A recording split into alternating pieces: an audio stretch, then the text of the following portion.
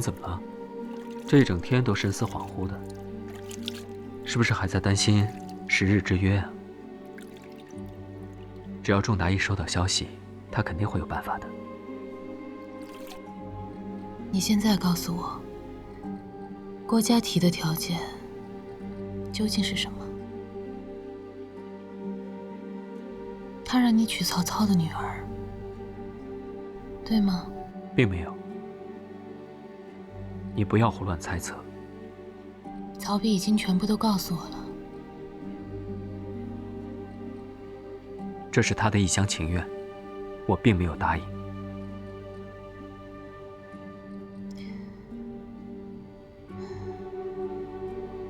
今天我看到曹小姐同你一起医治将士们，你们看起来很般配，这也是个办法。我可以认为，你不要再胡思乱想了。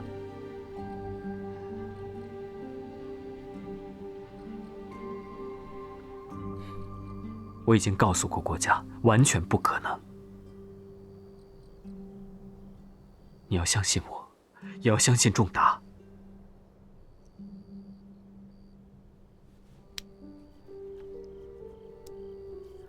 我只要你做我的皇后。可是我想救你，我不能。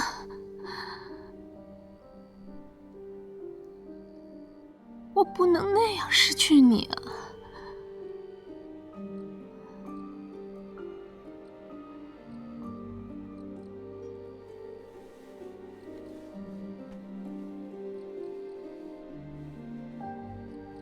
你放心，你不会失去我，我也不会失去你，我们会永远在一起。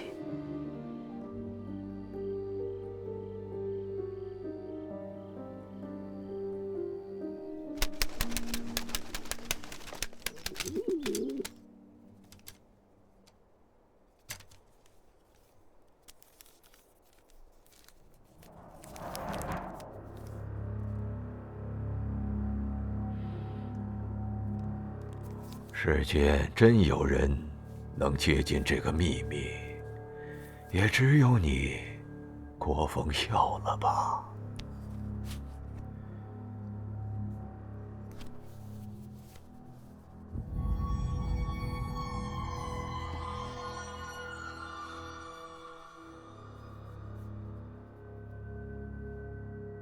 老夫之奉孝，终有得窥天下机密之时。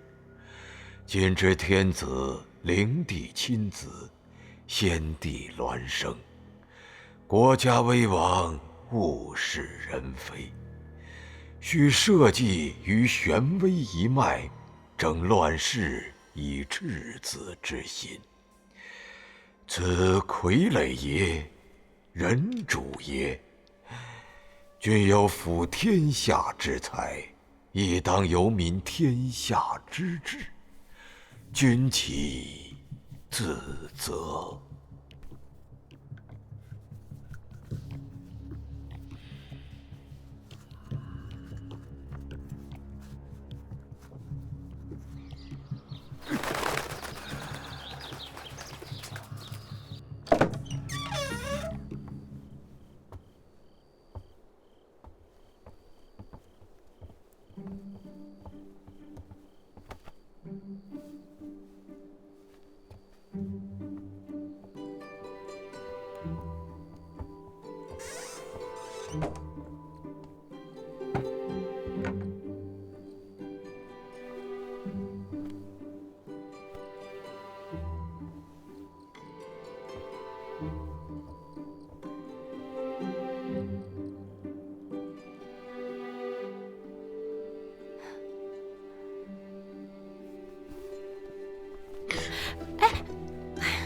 你又装？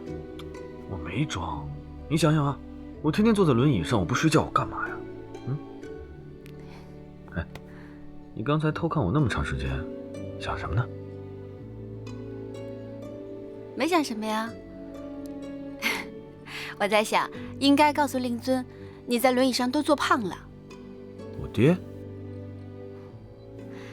令尊啊，给我送来一些你们温县的蜀玉，让我蒸给你吃。蜀玉？我爹挺有意思的，既是要拿给我的东西，却送到你那儿去了。令尊大概是怕你被曹操监视，多有不便吧。还叫令尊呐？我爹这么明显的表示，说明早就把你当我们司马家的媳妇儿了。给我拿了蜀玉过来，这分明是叫我补一补身子。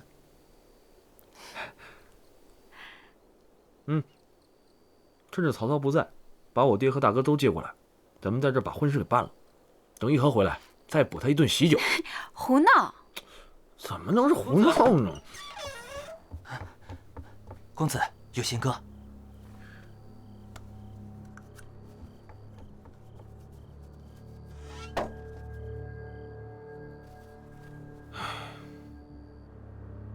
果然啊，让他单独行事，就一定会给我弄出乱子。陛下出事了！臣等求见陛下。臣等求见陛下。大胆！尔等擅自于宫门前聚众喧哗，罪通谋反。来呀，将为首之人统统拿下！你们幽禁天子，隔绝大臣才是谋反。见不到陛下，我等宁可血溅于此。陛下，陛下！荀令君，荀令君，满府君，让你的人都退下吧。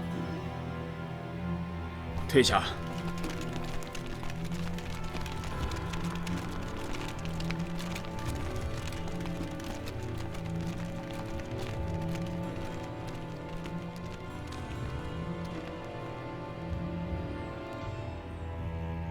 诸位，听我一言。圣公为御，亟待敬仰，请诸位速速离去，以免惊扰圣驾，有违人臣之道。圣公有恙，更该由大臣进宫探视，方不失君臣之礼。令君为何与辅君一道刻意阻拦？难道正如流言所说，陛下被曹司空胁迫在军，不能视朝？天子若果真在军，那司空不就是挟军犯上吗？诸君都是世家子弟，饱读诗书，当知礼法。于朝廷之事，纵有异议，也该上书陈情，以求圣裁。若人人遇事都在这宫门外大肆吵嚷，这朝廷法度与何地？更这圣上与何地？令君良言，学生谨受教。只是我等忧心陛下寝食难安，还请令君通融，准学生入宫拜见陛下。彼时谣言自息，人心自然安定。诸位的一片爱君之心，本官入宫自会转达陛下。难道诸位还信不过本官吗？荀令君，如此，便有劳令君带我等探望陛下。臣等愿陛下早日康宁。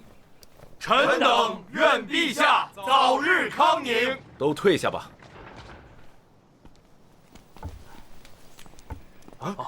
孔少府，孔少府，少府，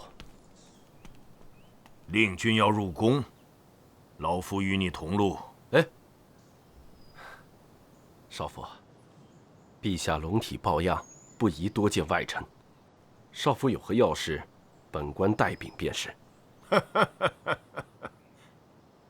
抱恙。上回说抱恙，是被曹操裹挟去了官渡。这回再次抱恙，陛下又是去了哪里呢？少府不要妄加揣测。令君识的是曹氏俸禄，老夫却是汉室的大臣。我与令君不同道，令君所言，老夫一个字也信不过。只可惜呀，令君冠世英才，终究逃不过轻视二臣之名。哼！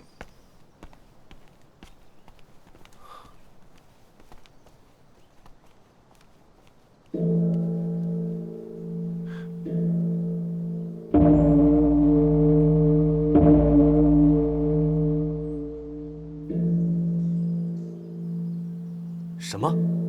曹操挟持陛下，意图加害？没错。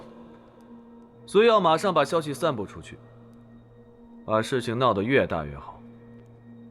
到时候所有人都会相信是曹操迫使陛下从军。到那个时候，曹操就只有一条路可以选了。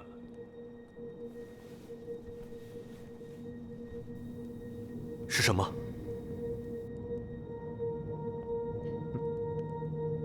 保护好陛下。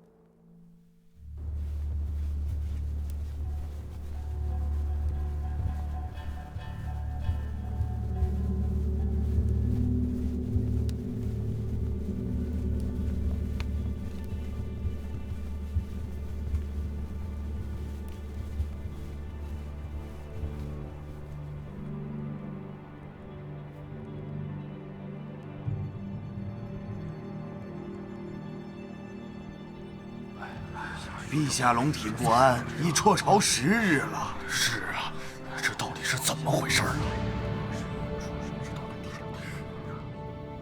？10日来，我等都以为陛下辍朝是因为龙体有恙，没想到我们都被曹操给骗了啊！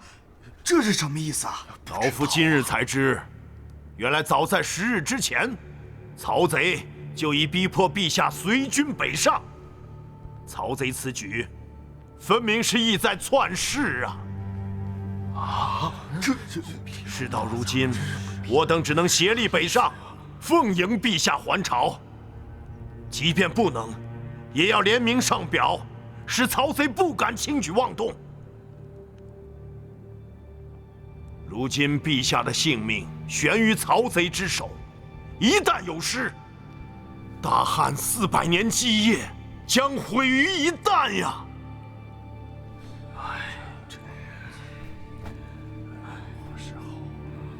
高祖、世祖、汉室的列祖列宗、子孙何故啊？离此危难！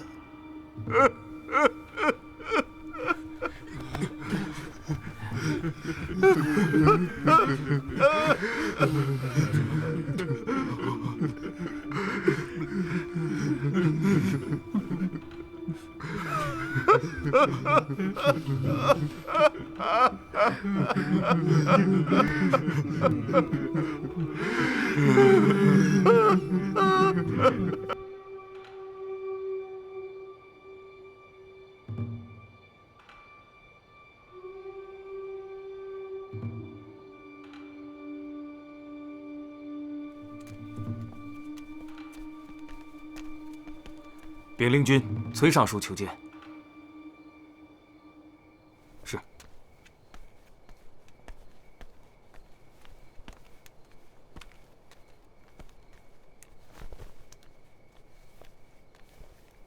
下官此来只有一言相询，请令君据实以告。崔尚书是为陛下一事而来吧？没错。陛下是否真如他们所言，被曹司空挟国北上了呢？是陛下自己主动提出的。可是事已至此，又有谁会相信呢？以臣领军微乎社稷，此等丧心病狂之事，令君怎么可以不加劝谏，反而倒替他们隐瞒呢？我又何尝没有苦苦规劝？无奈司空一意孤行。事已至此，陛下已经北狩，我若不加遮掩，朝中势必顷刻动荡了。到时候，我又如何向司空、向百官交代呢？令君勿疑，常记令君出举孝廉，旋即愤于董卓之暴虐，弃官还乡，随即便出现了天下诸侯联军共同讨伐董卓一事，令君出投袁绍，后从曹操。不过这些也都是为了奉迎天子，扶正朝廷。天下士人皆以令君志凛霜雪，心如日月，是令君为汉室重兴之望啊！只可惜忽忽10年，令君竟全然忘记了当初入仕的本心呐！本心，我的本心，司空的本心，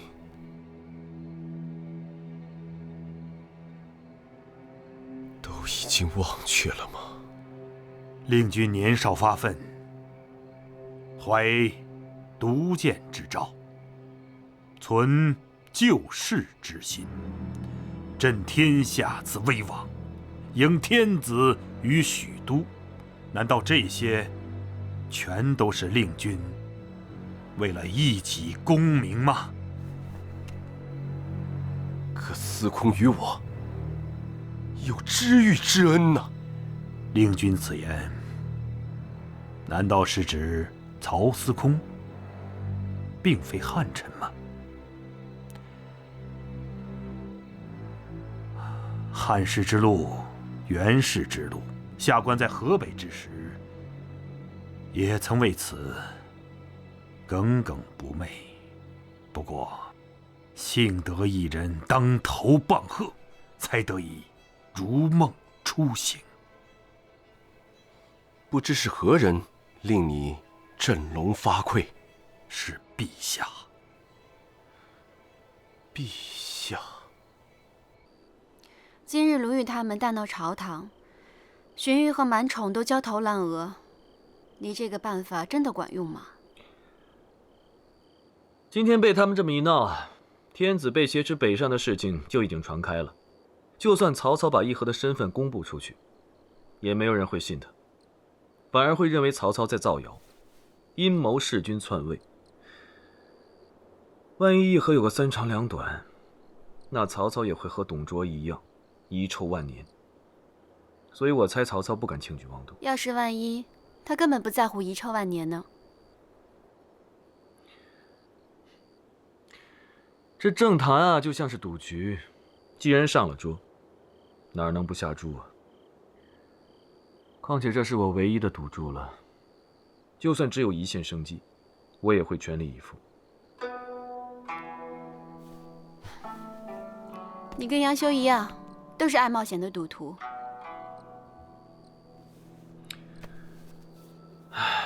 没错，冒险会让人心跳。不过你相信我，我走的每一步都是经过深思熟虑的。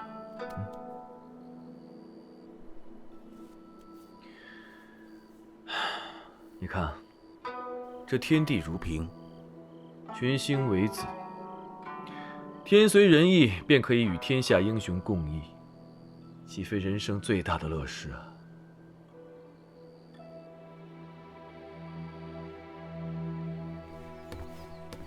陛下，军中议政多发，是会过人的。先把手洗净了，再不冷成似的要喝了。你跟我们在一起待久了，都快成半个医生了。许都还没有消息啊？你不用怕。我不怕。但是陛下呢？这个时候还能够静下心来医治病人吗？这几天，我可以做自己想做的事情，跟自己喜欢的人在一起。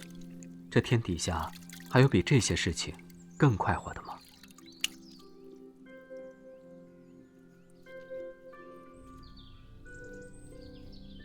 跟你在一起，我也很快活。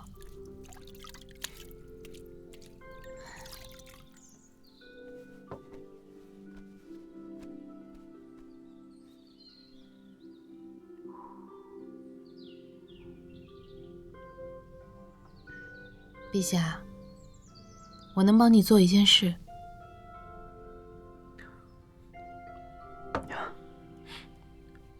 什么事啊？我留在这儿，跟曹操、郭嘉周旋，让冷寿光保护你前出卢龙，回到许都。等回到许都，你就有了自己的势力。先把司马家父子还有杨太尉保护起来，让他们无可查着。不管曹操说什么，你都说是毁谤天子。带领许多的忠义之士，跟曹操一决胜负。现在，你不是孤立无援了，可以一搏。我留你在这儿。是。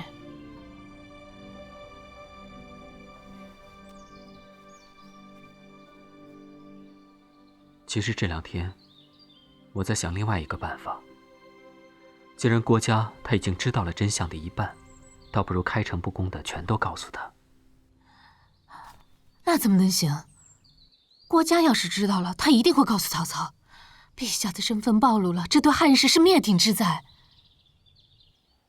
他要是想告诉曹操，早在6天前已经告诉他了。与其让他这样不明不白，往最坏的方面去猜，倒不如彼此坦诚相见，或许还有机会说服他，让他成为我们的盟友。这不可能，他又不是崔琰或者荀彧，他是曹操的臣子。就因为他是曹操的臣子，他不可能因为我而背叛他的主公。但是从他对任姐姐以及那些孩子的爱护来看，他的良知还有他的胸怀已经超脱于谋略之上。放心，他如果真的是为曹操着想的话，他也应该明白，眼下的局势根本不容许动荡。事到如今，也只能冒险一搏了。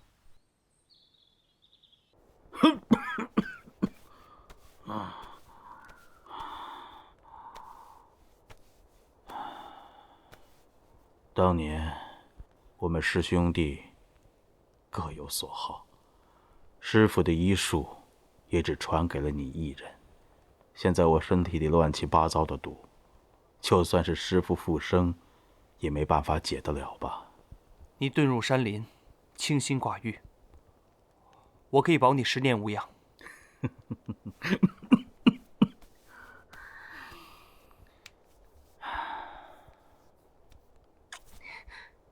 你不懂遵医嘱啊！使无美人，无美酒，让我远离阴谋诡计和勾心斗角，就算多活100年，又有何益趣啊？你为什么要救我？多少同门都恨不得杀我而后快，你就一点都不恨我吗？恨过，但是祸福相依，若不是我这具身体，我也不能与他朝暮相守。这些年，我过得很满足。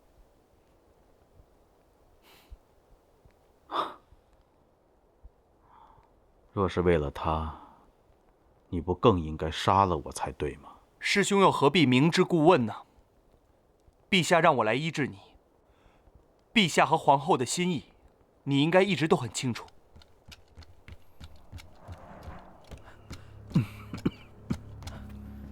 禀祭酒，许都有信到。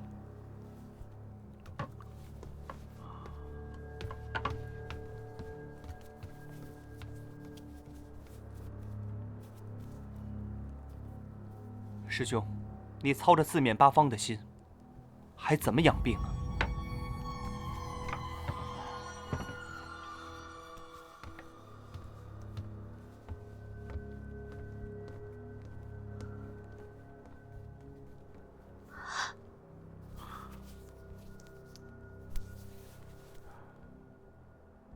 贾文和呀，贾文和，你先从董卓，再从张绣，复从曹公，落得三姓家奴、汉室逆贼的恶名。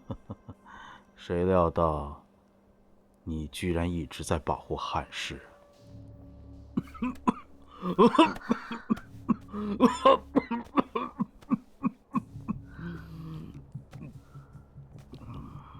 陛下竟然是先帝的孪生兄弟，你准备怎么办？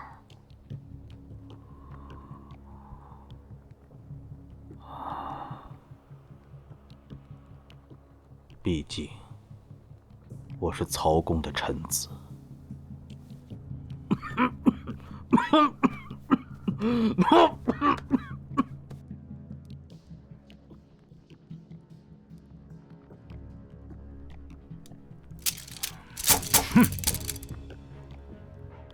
仔细看，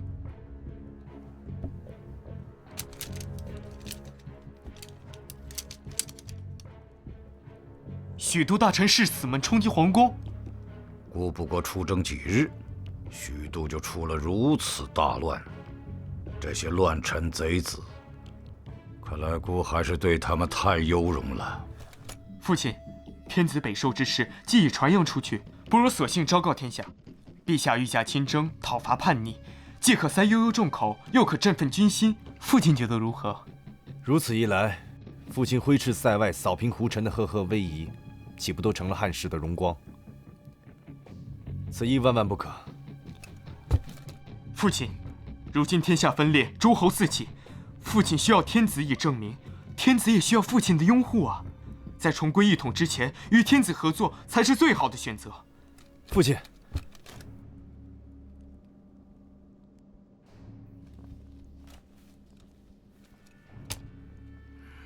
天子北上之事，所知者不过寥寥数人。你知道是谁泄露出去，掀起如此大的风浪吗？不管是谁，只要是敢跟父亲作对，儿子一定不会放过他。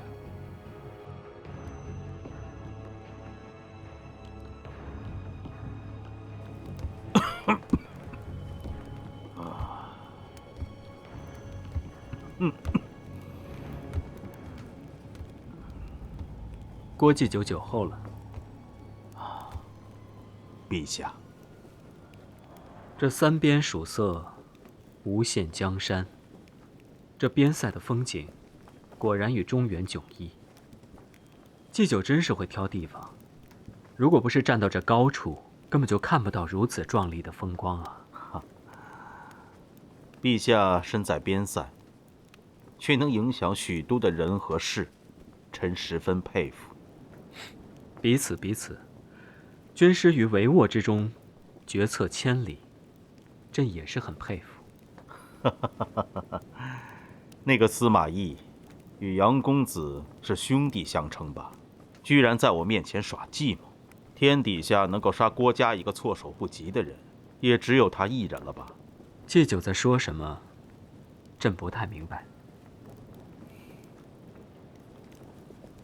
不过朕真的有一个孪生兄弟，在母后被害之后，流落到了民间。朕知道祭酒耳目遍布天下，是否能帮朕找出来啊？我已经知道了陛下真正的身份，但还是没有用。曹公还是能用这件事情来彻底摧毁汉室。或许曹公是想彻底摧毁汉室。那祭酒你呢？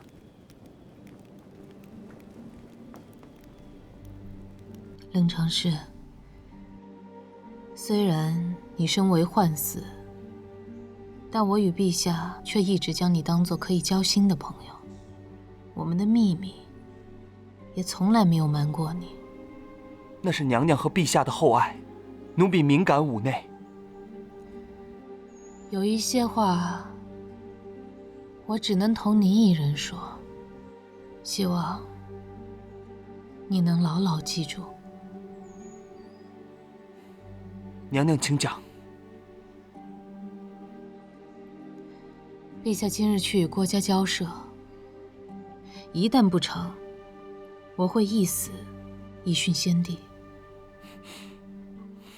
曹操逼死皇后，必定会遭到天下人的口诛笔伐。陛下也可以以此为由扶灵回许都，在那儿与司马懿联手，还可以与曹操一搏。毕竟，我死以后，便再也不会以人口实，诽谤陛下的清白了。娘娘，这些话，陛下听不进去。若有一天我死了，你要转告给他，叫他坚持下去，守住汉室的大好河山。娘娘，您不必太过绝望。曹司空和祭酒都是胸怀天下之人，他们想看到的是天下统一，并非摧毁汉室。在这没有拘束的塞外，或许陛下和祭酒能有一场真正开诚布公的交心。如今宇内未清，胡尘未净，大军北出，有进无退。现在许都之乱，非朕所欲，亦非祭酒和曹司空所欲。陛下是想说，要是陛下在这里出事，那么从河北来投的那些世子们一定不会不管。当然，这100多个世子算不得什么，能撼动曹公的，是他们背后的家族，对不对？汉室有天下400余年，在天下士族心中，尚有余恩未断。奋曹司空之威，可能未必会顾及这些士族。只是曹司空印马长城窟，挥剑临北塞，大军远出，曹司空也不想虚行一趟吧？但现在许都已经乱了，难道陛下有平定的办法？朕会下亲征之诏，安抚百官。陛下为什么这么做？为了一统中原，也为了社稷黎民。今日祭酒以胸中才学辅佐曹司空挞伐不臣，到那时，郭祭酒是否也愿意为朕一展胸中所长？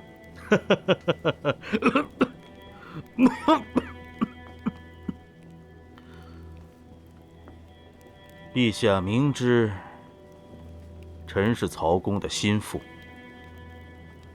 陛下还敢对臣说这样的话？自从朕见到祭酒，虽然时时提防，但是也时时为祭酒赞叹折服。祭酒的志向，不只是辅佐诸侯，称霸一方吧。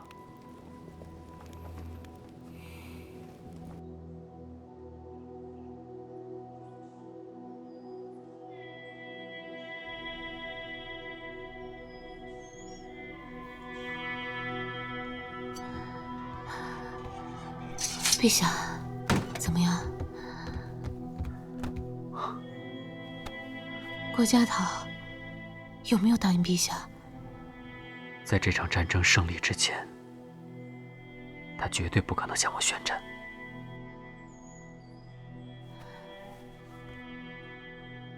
那胜利之后呢？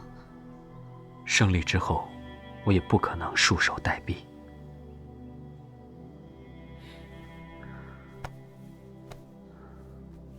你放心，我绝对不允许任何人伤害你和仲达。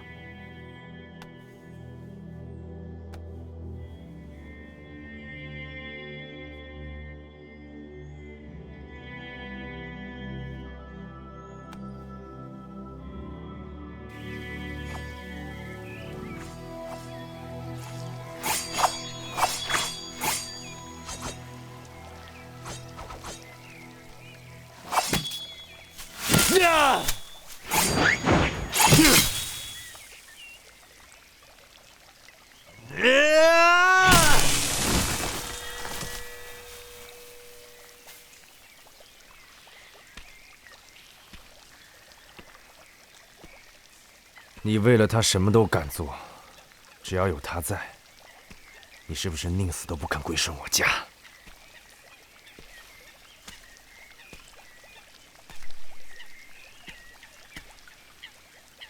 我一路跟随你到这里，到底什么时候才是报仇的机会？就在今夜。现在军中疫病横生，正是防卫最松懈的时候。今夜我为师父调开守卫，成与不成，就看师父报仇的决心了。上一次你拼命地保护他，这一次为什么要杀他？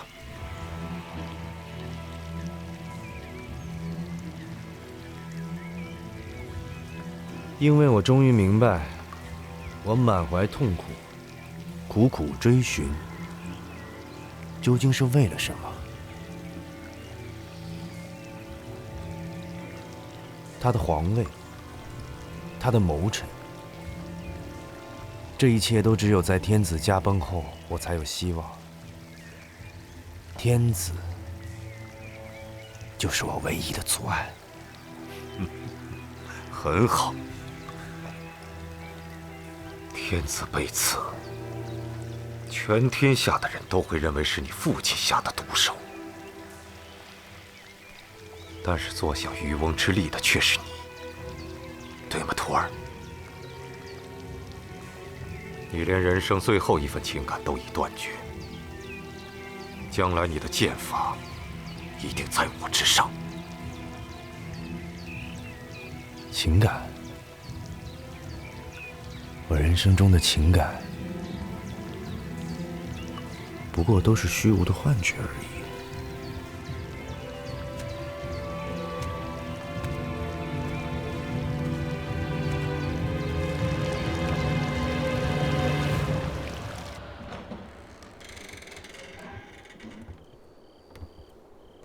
多谢姐姐来宽慰我们。我虽然做不了他的主，但比你们了解他更透一些。放心吧，他不是什么狡诈恶人。姐姐能与郭祭酒坦诚相待，我也为你高兴。人生苦短，漂泊办事，我也累了。冷常氏白天说的，可以保他10年无事，是不是真的？若祭酒能清心寡欲，远离纷争，我自问能有10年的把握。但这般战场奔波，就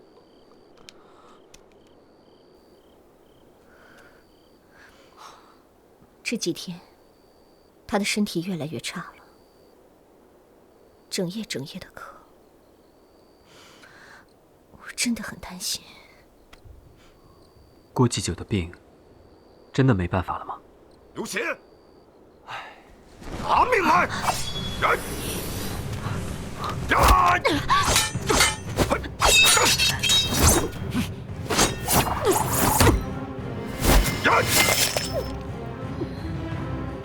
任姐姐，来人呐！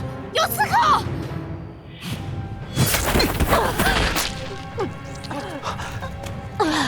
任姐姐，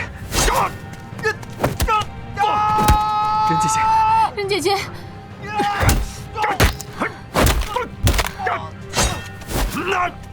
冷少皇，快！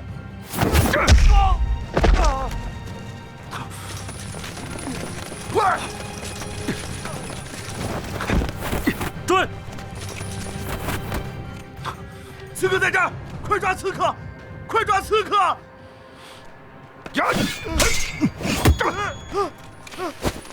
别动！停！都别动！都别动！都别动！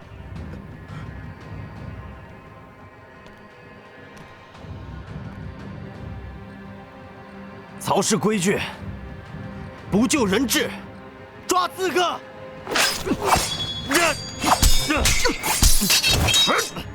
先是我。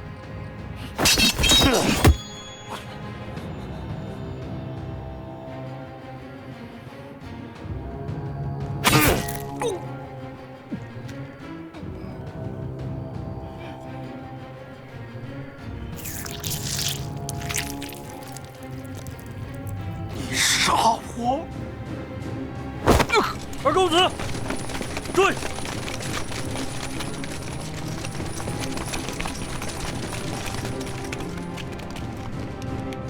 走！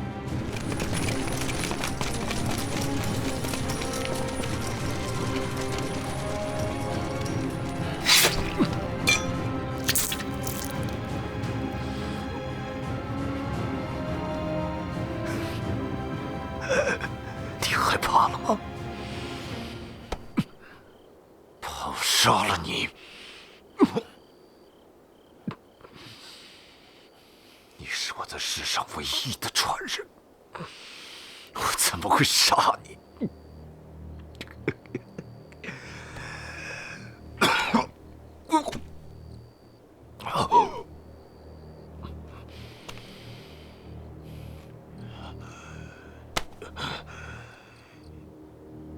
你报仇了，也出事了，你一定要把我的剑法传承下去，修习王室剑法，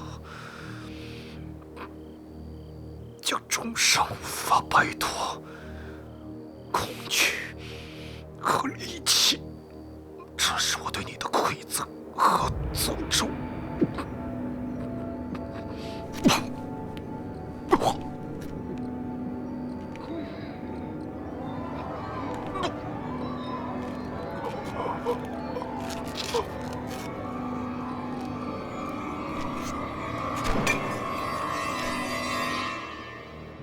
二公子在那儿，保护二公子。煮酒的火还尚温，多情空余恨。夜花的灯还撩人，长梦与幽魂。欲盖弥彰，他像月光，荒凉某个眼眶。现实彷徨，阵阵风。